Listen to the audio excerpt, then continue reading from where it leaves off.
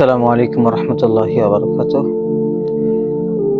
ভিডিওটি দেশ ও প্রবাস যে যেখান থেকে দেখছেন সকলকে জানাই আন্তরিক মোবারকবাদ।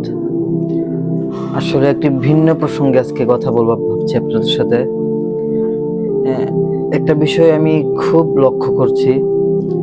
আমি আমার বুঝ হওয়ার পর থেকে আমরা যখন দেখি সরকার দলীয় বিরোধী দলীয় যারা সংসদের মধ্যে থাকে, কেমন যেন উভয় পক্ষ বিরোধ থাকে। 5ই আগস্টের পূর্ববর্তী সময়ে যারা সরকার দলীয় ছিল, যারা বিরোধী দলীয় ছিল, সরকার দলীয় তারা বিরোধী দলীয়দেরকে কি রূপ নির্যাতন করছে, কিভাবে যে জুলুম করছে, এটা জাতি জানে, জাতির সামনে এটা দৃশ্যমান।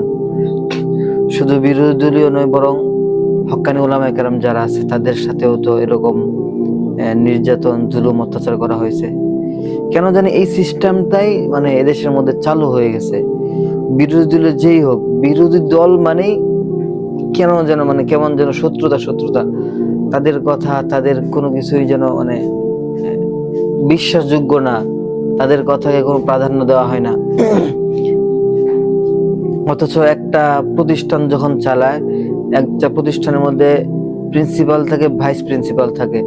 তো প্রিন্সিপাল যদি ভাইস প্রিন্সিপালকে যদি বিরোধ মনে করে, শত্রুতা মনে করে, তাহলে কিন্তু ওই প্রতিষ্ঠান খুব ভালো চলে না। এই দেশও তো এরকম, একটা দেশই তো এরকম, সরকার দলীয় থাকবে, বিরোধী দলীয় থাকবে। সরকার দল যদি বিরোধী দলীয়দেরকে তাদেরকে শত্রুতা মনে করে, তখন তো দেশের মধ্যে অশৃঙ্খল সৃষ্টি হয়, অশৃঙ্খল তৈরি হয়। যদি বিরোধী দলকে যেই হোক, সে যে দলই হোক, বিরোধী দল মানে শত্রুতা, এরকম তো হওয়ার কথা না। এরকমটা আমরা দেখে আসছি আসলে, যার কারণে একজন অপরজনের পক্ষে বিপক্ষে লেগেই থাকা হয়।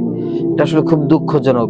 যদিও আমি কথা বলতে চাচ্ছিলাম না, তারপর জামাত ইসলামের সাথে আমার কিছু মতভেদ আছে, মত পার্থক্য আছে, ওটার জায়গায়, কিন্তু